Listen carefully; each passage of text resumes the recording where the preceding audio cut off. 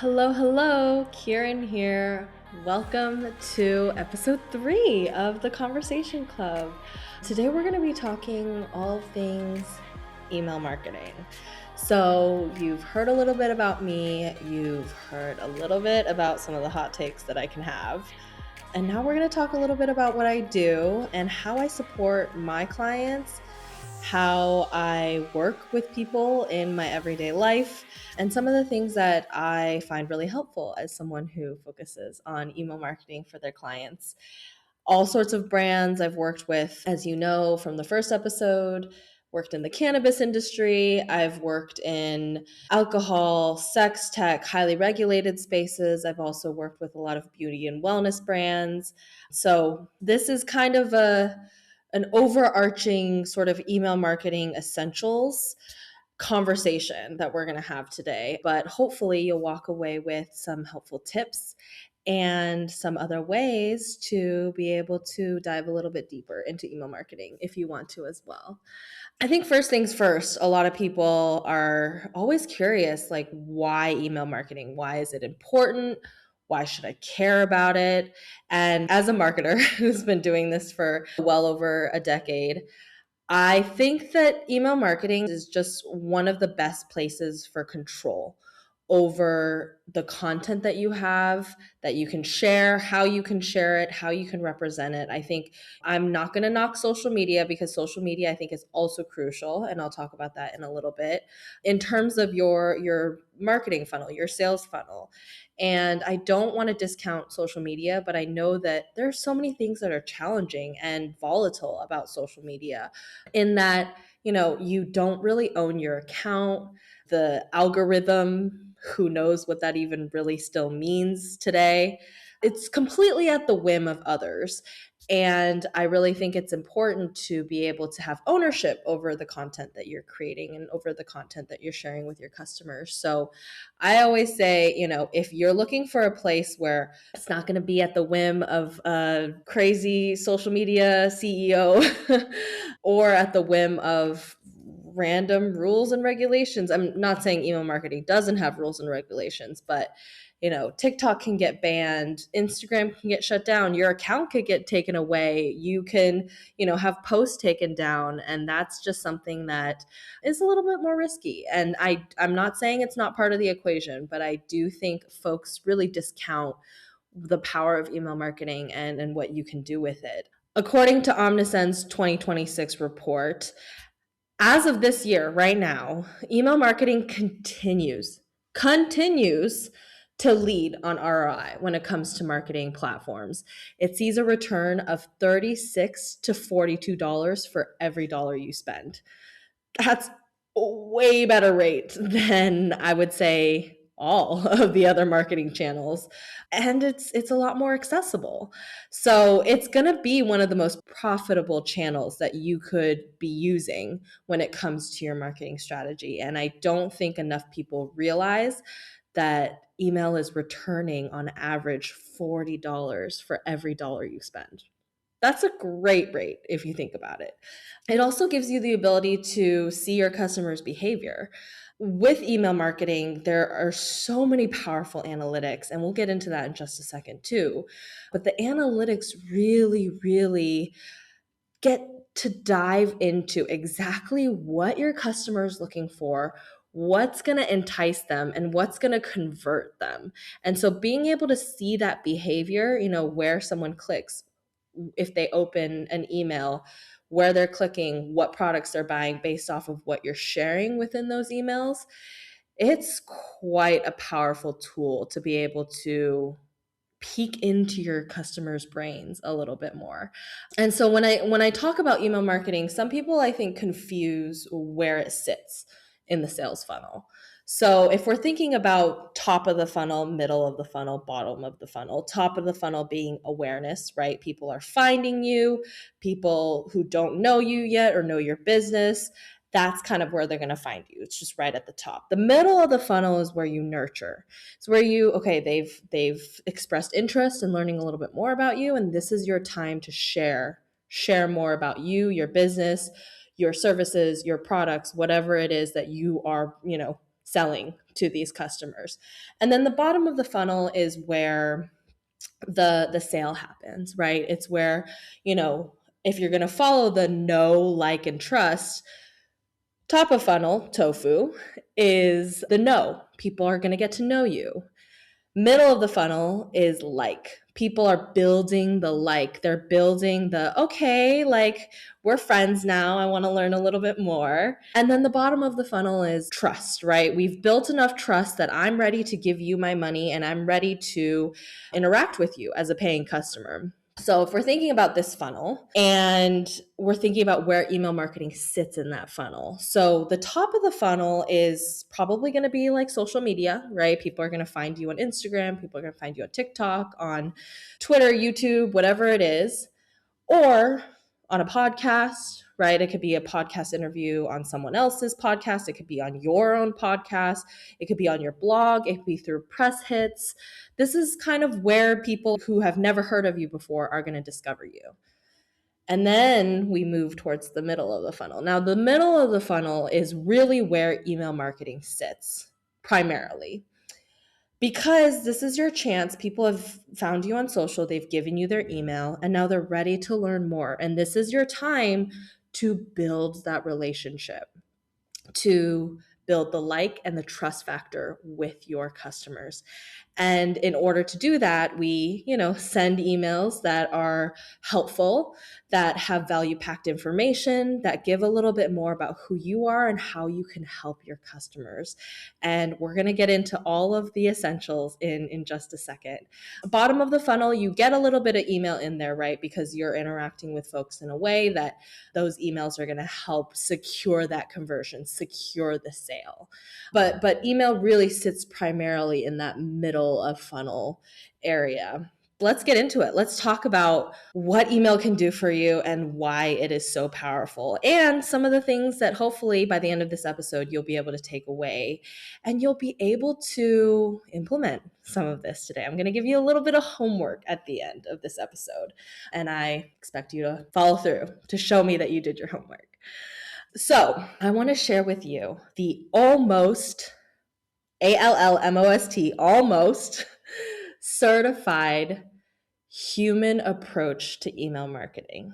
Okay, why do I emphasize human? Now, you heard me talk in the last episode about how I feel about AI and that I really firmly believe that we can all be doing things without AI. We don't need it. We don't need it. So I came up with this beautiful, beautiful approach, method, if you will, on how to do this as a human without AI. Okay? The human approach to email marketing. Are we ready? Okay, here we go. Starting with H. How? How do we build a list? How do we build our email marketing list? That's probably one of the first questions I get from people who are like, I don't know where to start. I don't know where to send emails. I don't know, like, my list. I have 20 people. That's okay. That is okay. So we're going to go over how to build your list. Now, this is not going to be sort of a deep dive into every single one of these steps when it comes to this approach, but I'm going to give you a little bit of an overview of what to expect, okay, when we're talking about how to do this, how to build your email engine so it's beautiful, it's purring. We're taking it from this junker car to this beautiful luxury vehicle. That's what we want. We want all the cogs turning. We want it all singing in harmony as a symphony. It's going to be beautiful, okay? And that is sort of the 5-6 steps that I have for you today. So starting with how to build your list, we want to think about 3 very simple steps to start out with. What are those steps? Well, first, people ask me, how do I build my email list? And my very, very first instinct to ask is, have you told people you have a newsletter? Have you told people you have an email list? And I would say probably like 4 out of 5 times, the response I get is, oh, no, I guess I really haven't told anybody that I have an email list, right? So the very first step that you're going to take is you're going to tell people you have an email list. You're going to tell people that they should sign up and why. So what is the content that you're going to have in your newsletter? Why should they sign up? Why is it valuable? And we'll get into content in just a second as well. So tell people you have that list. Make sure they know. And then make it easy to find. Okay, so if you don't make it easy to find, if there's any sort of difficulty in the process of, okay, maybe I saw it on social that I should subscribe to this newsletter, and I go to the site and I can't find it. I can't find where to go. I can't find where to put in my email. That is going to prevent someone from actually finishing that step, right? So make it easy for them. Use a pop-up on your website. The very first time someone goes to your site, doesn't have to be every single visit, but the very first time they go to your site, make sure that pop-up shows up and says, hey, here's a reason why you should join my newsletter list. Another thing to think about is to put it in the footer of every single page that you have on your website. Just make it really, really easy for people to find. Link the sign up page or the sign up link in your bio of whatever social media site that you're on. Make sure that people can find it easily. If you're on Instagram, for example, throw it in stories and say, hey, a newsletter is going out tomorrow. Drop your email in this box.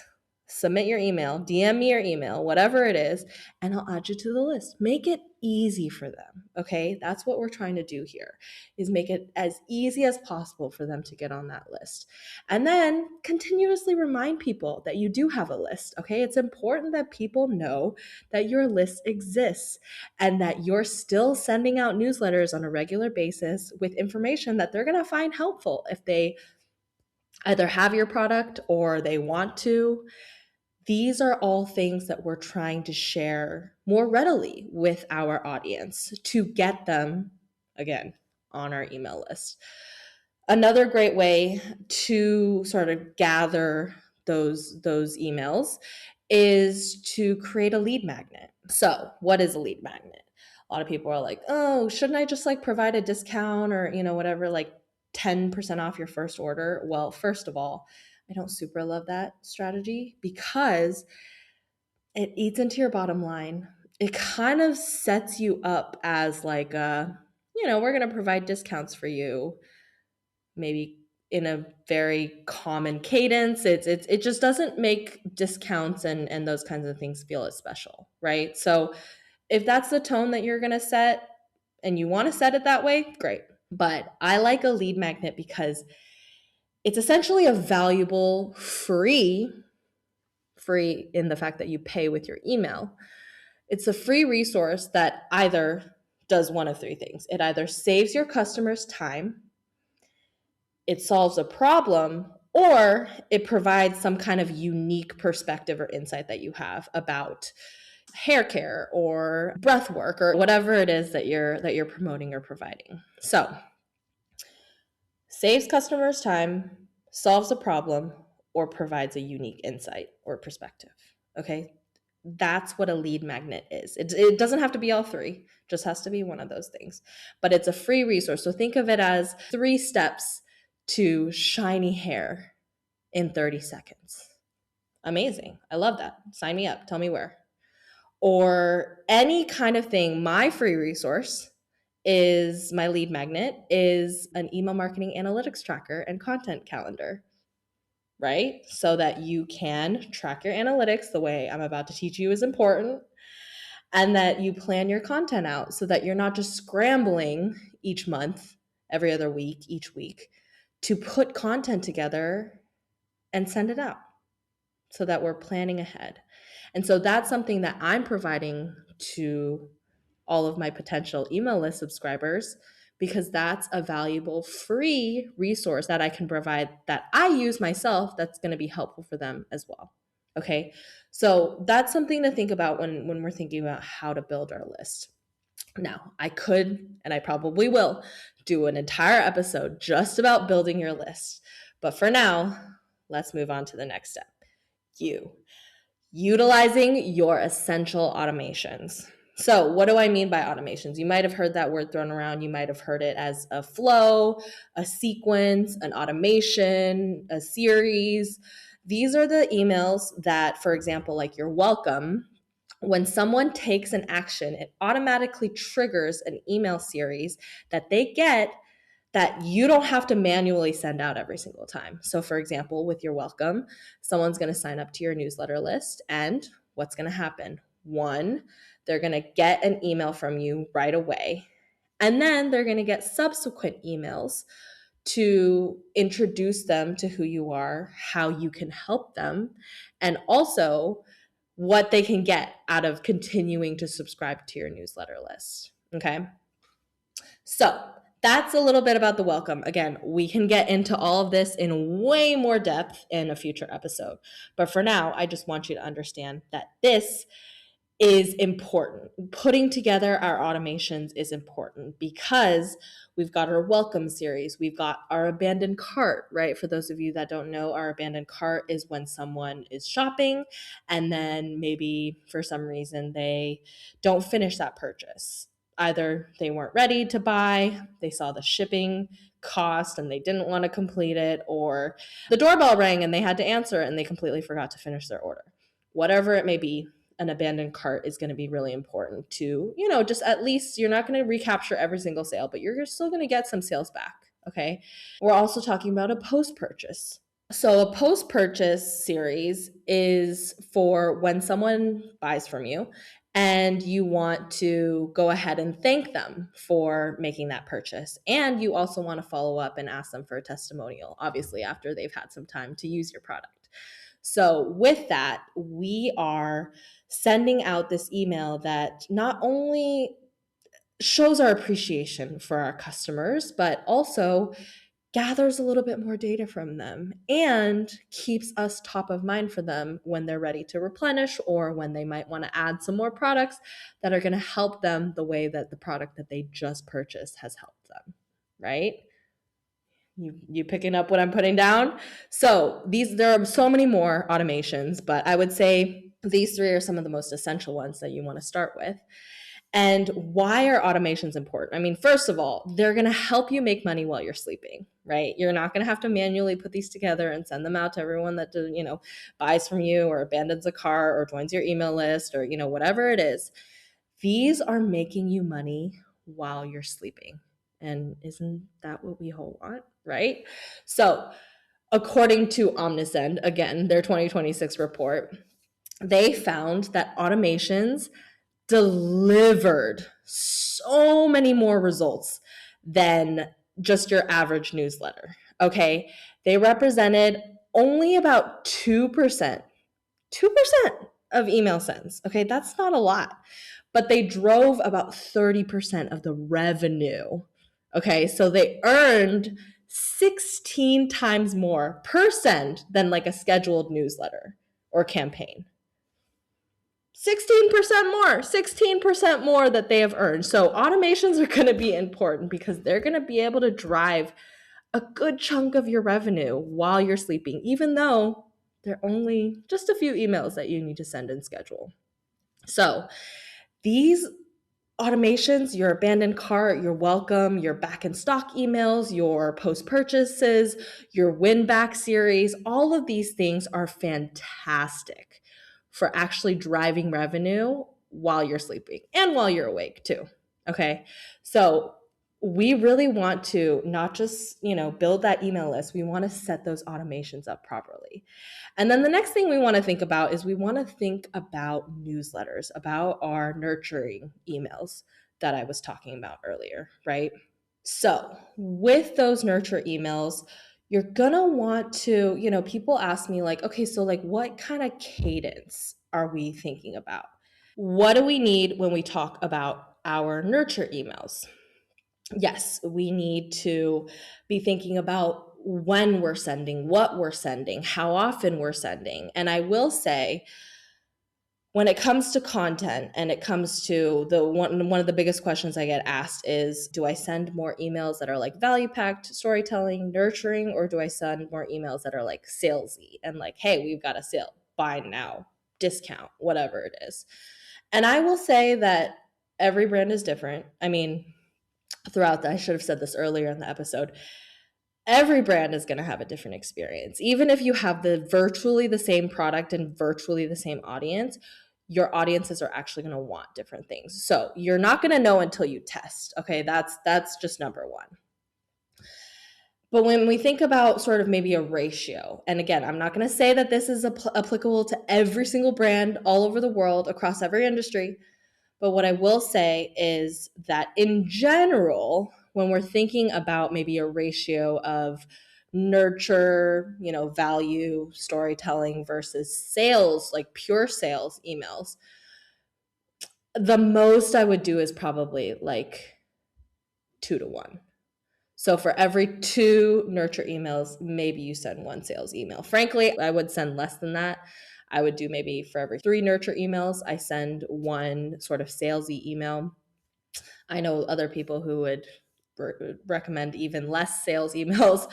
So it really is up to you, and you really do need to test it. But what I will say is that the majority of what you're doing should be nurturing and should be providing value. It should be explaining your product, should be doing all sorts of things. And we'll literally get into that right now. So the next step, after we're thinking about building your list, after we're thinking about utilizing our automations, is mastering our content, is making sure that we're understanding what it is that we should be putting in these nurture emails. Now, once again, this is the human method to email marketing. So we are not going to be needing AI for our content, and we are not going to be using it. Okay, Kabish? So a big word I'm sure you've heard is storytelling, right? Storytelling, essentially, if we're going to break it down, is you telling your story, telling your customer's story, telling stories from your everyday life that are going to relate back to the value of this product. What problem is this product going to solve for your customers? How are customers going to get the most out of the product that you're selling? Right? So you can storytell virtually anything, but great places to start are telling your own story as a founder. Why did you start this business? Why did you create this product? Why did you put these ingredients in it? Why did you make it out of this material? Why is that important? Okay. So your story, incredibly powerful. Your customer stories are also super powerful. For example, testimonials, experiences that customers have had with your product. If you want to share a little bit more about how Nancy from Wyoming or whatever it is found a lot of value out of putting your skincare on her hands in the winter when her hands were dry and cracked and red and angry, and your product helped her deal with that. That's a fantastic story to tell. You're giving other customers an idea of what their lives can look like with your product, right? But it could be honestly anything. You can use stories from your brother. You can use stories from your cousin. You can use things that you see on TV, on the street, in everyday life as you're walking down the sidewalk, whatever it is. These things can inspire you to relate it back to your product and to relate it back to the problem that your product is solving for your customers. Okay. So I'm not going to get into the weeds of all of it just now, but insights, tips, tutorials, FAQs, customer testimonials, product education, where to shop, all of these things are great places to start when it comes to mastering your content. Another big one is repurposing your content. So back in the 1930s, when we first started seeing ads come out in newspapers, as television started getting more popular on TV, things like that. Back in the 1930s, there was this thing called the Rule of 7 that was coined.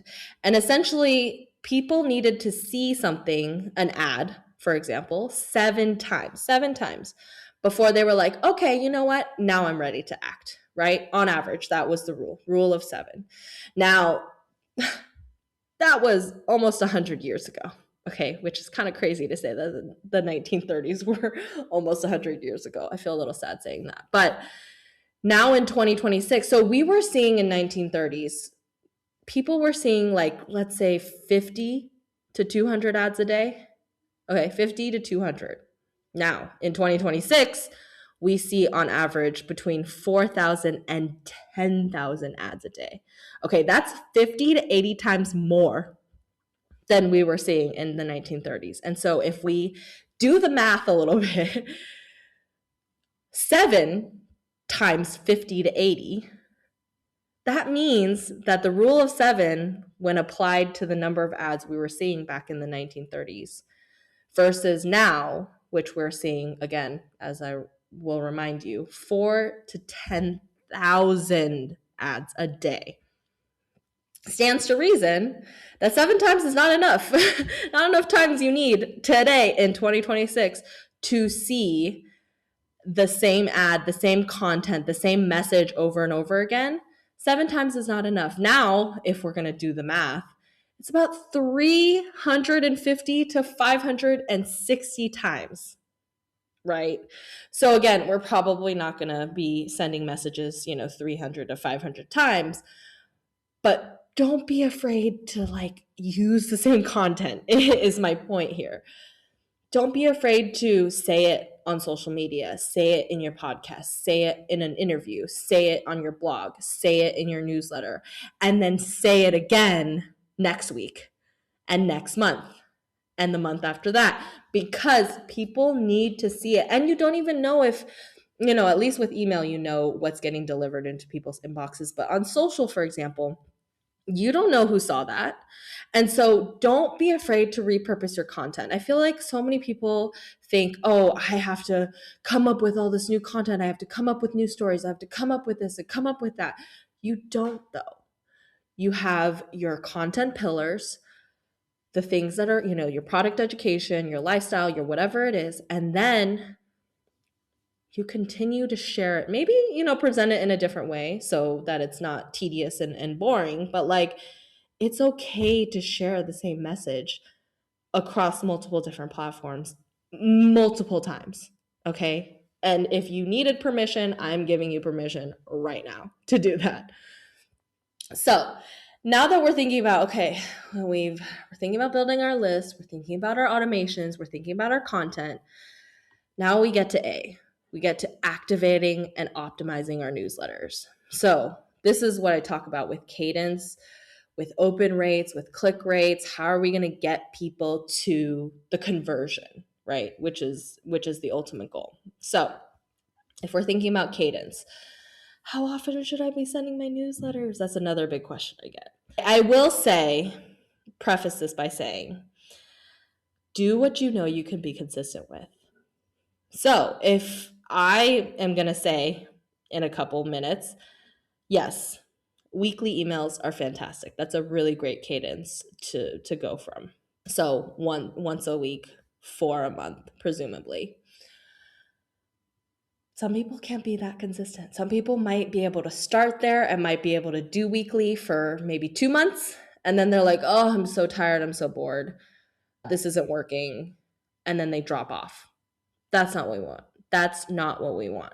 Okay. What we want is to be able to send at a pretty predictable, consistent basis so that our audience can expect to see us and expect to see more information from us. So if you're like, I can't be consistent about once a week. I don't even think I can be consistent about once every other week, but I know I can do at least one email a month. Okay, great. Start there. You don't need to build to once a week after 6 months, after 2 months.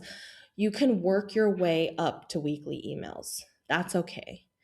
So again, I know this is probably not going to be the same answer that other email marketers are going to give you, but my biggest thing is do what you know you can be consistent about, because I would rather you send less emails and be consistent than send more, get burnt out, and give up, and then just kind of abandon the whole platform together, abandon email marketing altogether.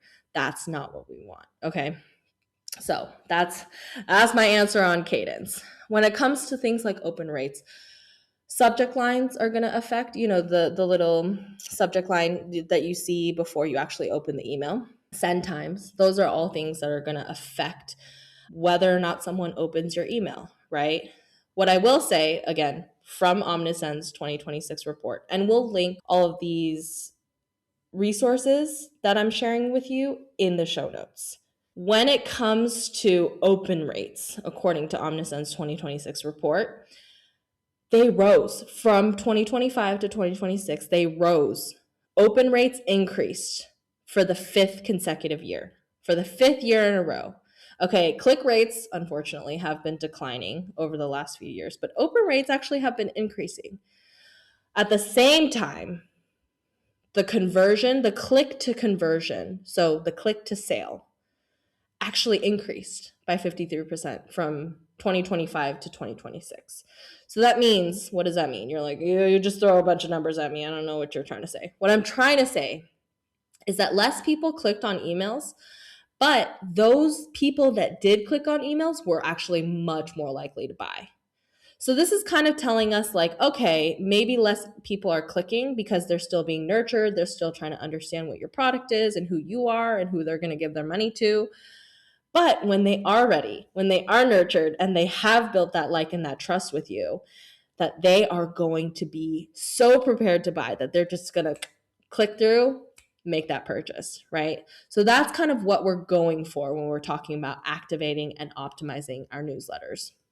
Now, there's many other things like, the formatting of the newsletter, having clear calls to action, something I just talked about in one of my recent newsletters, which shameless plug, you guys should subscribe to because I share even more free email marketing tips beyond just this episode. So we went over kind of formatting, we went over clear call to action language, which is essentially like buy now versus explore here, like explore the site. Oh, I fucking hate that like phrase because it's not helpful. It's like explore the site to do what? What do you want me to do? So anyway, as you can tell, I feel very strongly about that one. We will probably do a separate episode on sort of each of these steps. So I'll get into the nitty-gritty then. But we're thinking about things like A/B testing. We're testing two different subject lines to see what someone's going to open on, or we test two different send times, or we test two different formats, a shorter newsletter versus a longer newsletter. We want testing. It's so important because, like I said earlier, you could have the same product as someone else, virtually the same product, and you could have very similar demographics when it comes to your target audience, and they will still want different things from you. They want different structure, they want different call to action language, they want different wording, they want different, formatting, subject lines, open rate, send times, that kind of thing. All of that goes into activating and optimizing your newsletters. Now, when we think about spam and delivery as well, right? People are like, oh my gosh, like my emails are ending up in the spam box. Like right now, deliverability is actually sort of a huge issue at the moment. Like I think it's 1 in 6 emails or something like that never reach their inboxes that they're intended to reach. And so we want to think about, okay, how do I make sure I'm sending emails in a way that I don't get flagged by Gmail, by Yahoo, by Outlook, by whatever it is, to go into the spam folder? Then I'm not sending all these like spammy emails that the email provider filters are getting when I send them out. So these are all things that I talk about when I talk about activating and optimizing your newsletters. Okay. Now, we've gone over the first few. We're ready to talk about numbers. Numbers are really important. So now that we've talked about building our list, now that we've talked about setting up our automations, and we've talked about, setting up those newsletters to be optimized for nurturing and for conversions and things like that, let's talk about numbers. And the fact that numbers are your friend. Okay, they should not be scary. I know a lot of people out there are like, oh, I'm not a numbers person. I don't know what to do. I don't know where to go. I don't know what to read. What does this mean? What I will say is that numbers are your friend, okay? Analytics are here to help you. Like I said at the top of the episode, email marketing is so powerful because you can understand your customer's behavior in such an in-depth, almost scary way. Like if you think about it, it's a little scary how much, we can learn about our audience. We can learn about what it is that they want, what they're doing, when they're opening, what they're buying, that kind of thing. But you want to be paying attention to your open rates. You want to be paying attention to your click rates. I want to be paying attention to how many people actually click through to your site, all of those things. But like I said before, there is no overarching number for your open rate or your click rate that is going to apply to every single brand and every single industry and every single company. Okay, that's just not going to happen. But if you really, really want to demand a number from me, I'm going to say roughly we're going to want to aim for at least a 20 to 25% open rate, at least. Okay, we want at least about a quarter of our audience opening our email. Now, the higher that rate, the better, of course. We're also thinking about our click rates. But again, like I said earlier, click rates have gone down year after year consecutively. Yes, less people are going to be clicking our emails. So, like, what I would have said is about let's aim for 2 to 5% at least, 2 to 5%. It might be a little bit lower now, and that's okay. What we care about is at the very least getting to the conversion, getting to the sale. That's the ultimate goal, right? And people are like, okay, what about unsubscribe rates? Well, let me tell you, one of my biggest hot takes when it comes to email marketing is that unsubscribes are actually a really good thing. They're actually kind of great. And you should be thankful that you get them, and you should be excited when you get them. Why? Because the trash is taking itself out. I mean, I don't mean to call non-customers trash. You're not. You guys are all great. But when people unsubscribe, they were probably never going to give you their money anyway. And now you don't have to pay for them to be on your list, because a lot of these platforms these days pay per subscriber, right? So if you have 500 people, you pay this fee, versus 5,000, you pay this monthly fee to Klaviyo, to MailChimp, whatever it is. So if you're seeing people unsubscribing, they were never really going to engage with your list. They were never really going to engage with your content, and they were probably never going to give you any money. So let them go, say goodbye, say thank you for making room for someone who's actually going to be an aligned customer, who's actually going to convert. If you're going to take anything away from today, take away this. Unsubscribes are a good thing. In fact, they're a great thing, and you actually should be excited to, I mean, look, if you have like a 50% of your email list is unsubscribing, that's concerning. That's alarming, and we don't want that, right? But if it's like, oh, 20 people unsubscribed from my newsletter, that's not the end of the world. I mean, it is if only 20 people were subscribed to start.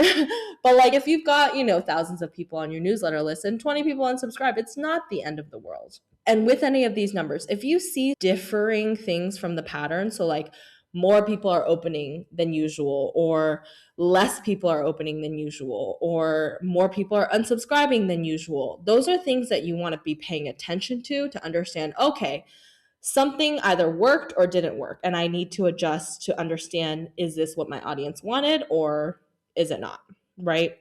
And that kind of leads to the next step, the next point, the bonus point, which is we always want to be serving our customers.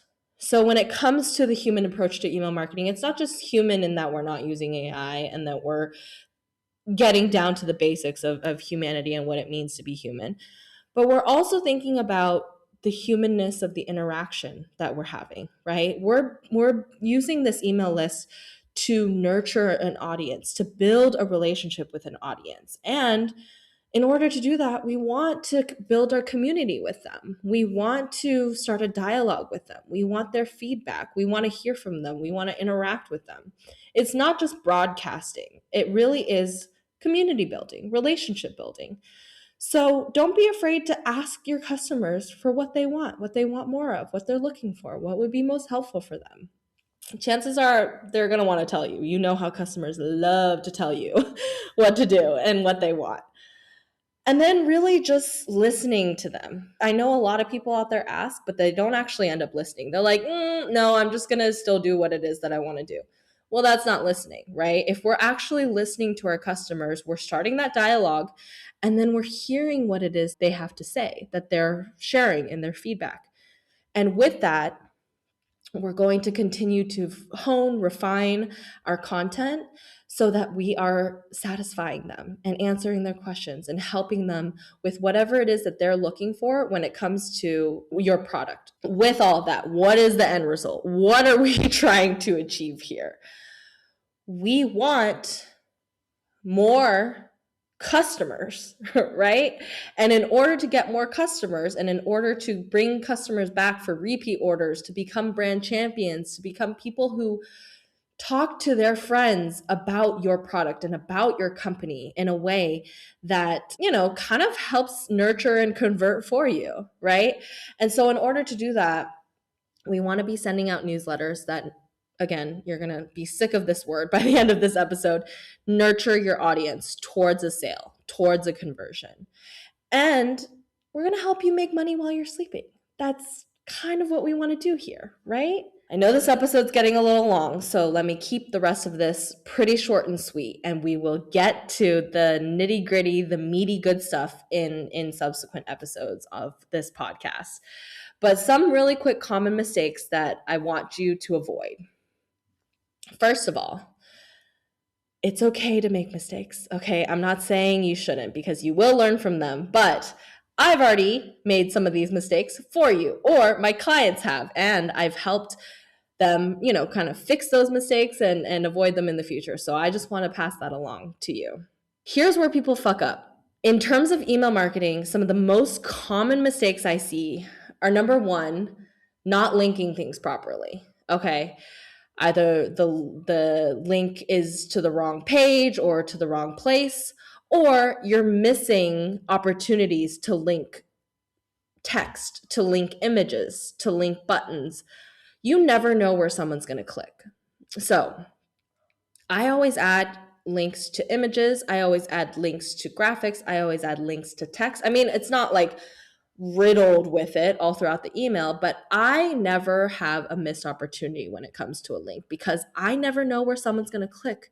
And more times than not, what I've experienced is that people do like to click on images. They do like to click on places that you don't actually expect them to click on. So don't miss that opportunity. And also, for the love of fucking God, please make sure you send a test email before you schedule that email to go out to publish.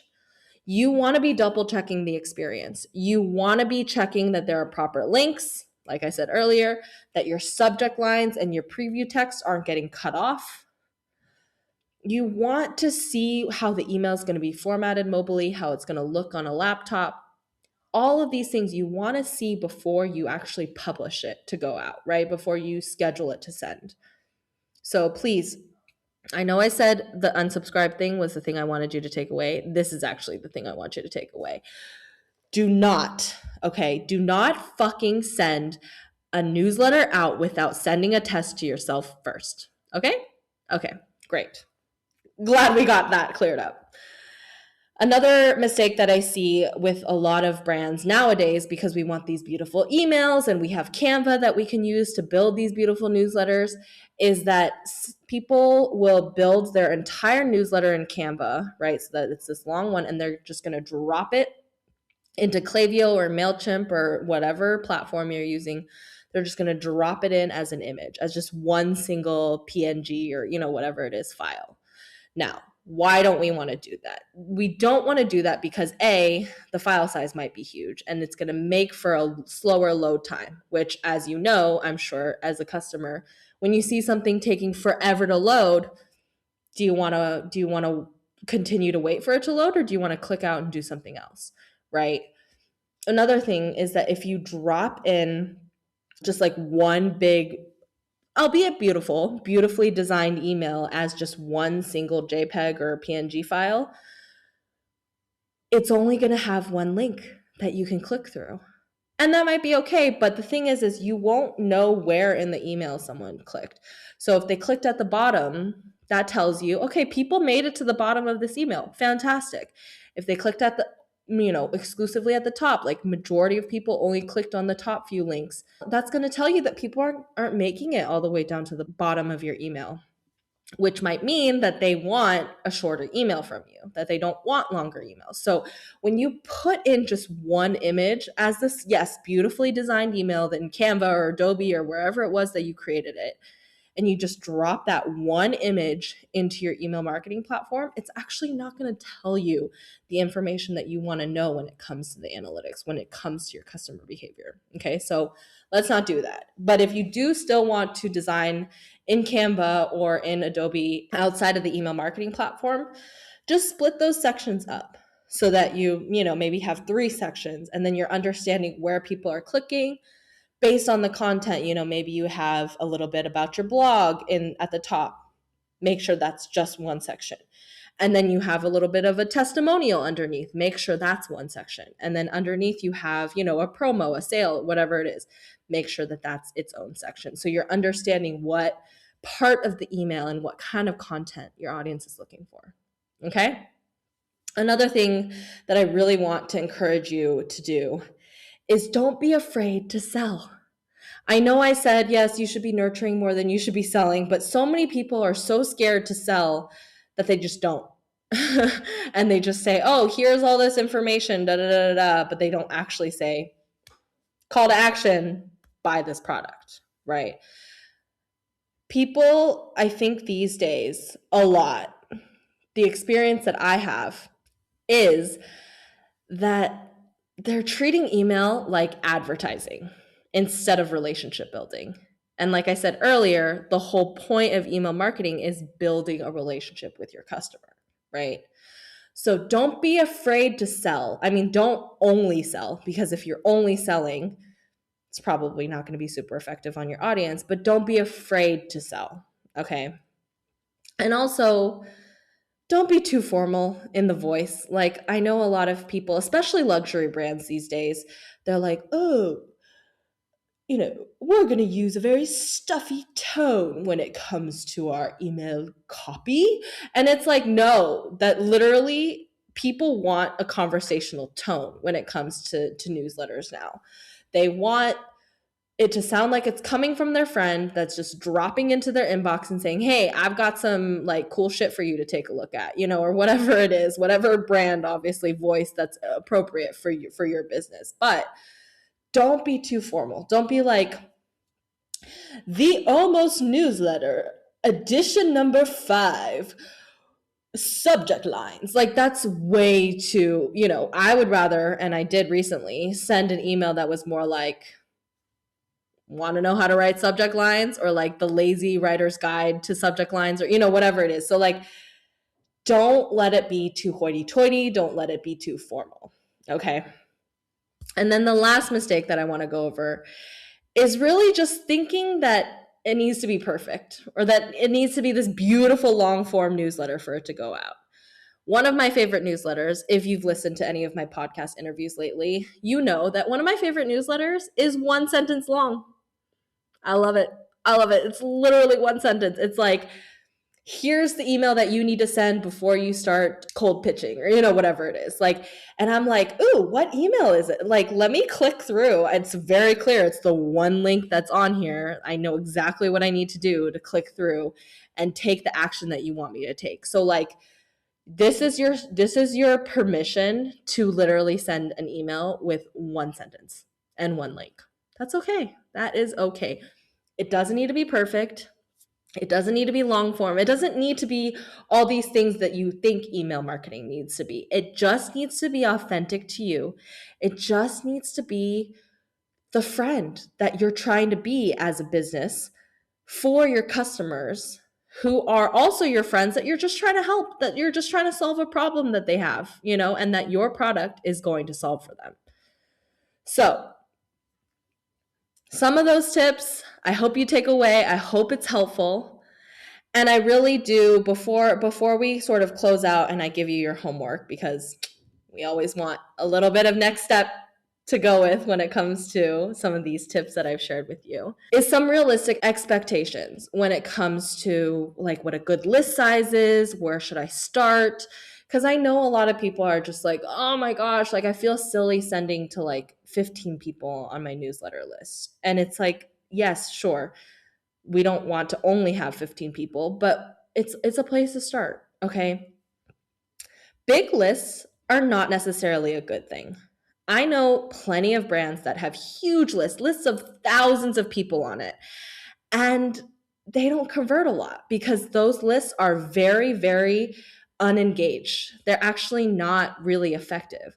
I've seen people with only 500 people on their email list, only 200 people on their email list, only 1,000 that have converted the majority of those people into sales. So please do not think that a small list is not a good thing. I promise you it is. It's a great thing. So just start. Just start. I know I've been saying this every 2 seconds, like if you're going to take one thing away, but really just start. Just start and just start sending and just start building. Go back and listen to the beginning of this episode all the way through and take some of these things, take some of these action items and start. Just start. Okay. You can start with, 1,000 people to aim for. Let's get 1,000 people on your list, right? But again, I've seen people with like 300 to 500 people on their list make huge sales during launches and releases of products and services and programs and whatever it is. So maybe just aim for 1,000 to begin with and just go from there.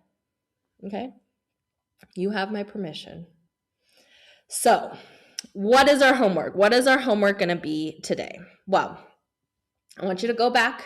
Number one, go back and listen to the beginning of the episode and double check that you've taken those 3 steps that I talked about. Okay, that you're telling people you have a newsletter, telling people to subscribe on a regular basis, and making it super easy for them to find on your website, in your social media links, in your newsletter, whatever it is. Okay. Make sure that it's easy to find, to share, to get people to subscribe.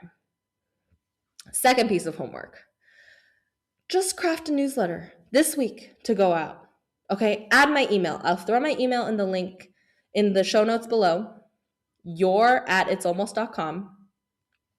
Add me to your newsletter list. Subscribe me. I want to see your newsletter go out this week. Okay, it doesn't have to be perfect. Remember, it doesn't even have to be long. Just do it. And then the last thing I want you to do is I want you to start brainstorming a lead magnet. So something that's going to help save your customers time, help solve a problem, or share a unique perspective or insight that you have. Some kind of free resource. It can be a guide. It could be just a simple checklist. It could be a webinar. It could be a tutorial video. It could be a quiz. It can be just anything. Like I said, I have an analytics tracker. I also have a marketing content calendar planner in there. These are all things. What's a resource that's going to be helpful for your customers when it comes to whatever problem it is that your product is solving? Okay. So I do go over all of these things in the Conversion Club, our monthly email marketing membership that is going to help you learn everything that I just shared with you in this episode in even more depth and with even more detail. We go over one of these topics a month, from super foundational email marketing all the way up. We're going to get more advanced as we go along, but you're going to come and you're going to learn one of these things in depth each month. And then 2 weeks later, I'm going to give you some time to implement. You can come back with any questions you have, and we're going to have a 2-hour implementation session where you can come ask your questions, get support from me, clicking those buttons, and then also really just get feedback, get strategy, get my eyes on things. I'm there to share, connect with other founders, connect with the community that's in the membership, get their opinions, their thoughts, get them to review your newsletters, get them to review your lead magnet, get them to review your automations. And me as well, Karen. I will be looking at all of that. I will be sharing my recommendations, how to optimize. Like, you really get this one-on-one time with me. So come join us in the Conversion Club. If you're listening at a time when doors are not open, because the doors are only open twice a year, message me and we'll get you on the wait list. Okay. You can also in the show notes join the wait list for the Conversion Club. And I hope to see you in there. I hope to see all of you sending out those newsletters and utilizing all of this information for your own email marketing, for your brand, for your personal brand, whatever it is. I hope you all found this podcast episode helpful. If you have any questions, you can always DM me, come join the Conversion Club, get even more in-depth information, and I will see you all in the next episode very soon. All right, ciao, ciao. If this episode gave you something to think about, please take it and do something with it. If you want more of this, or you want to see what my life actually looks like, follow me on Instagram at It's Almost with 2 L's.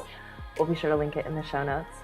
You can also follow me at Almost Consulting for some juicier, spicier takes. And if you're serious about getting your emails to convert, you can check out the Conversion Club, a monthly membership for founders ready to turn email into their most profitable and sustainable sales channel, with expert guidance, plug-and-play tools, and strategy you'll actually use. Check it out at the link in the show notes. I'll see you in the next episode, Yappers.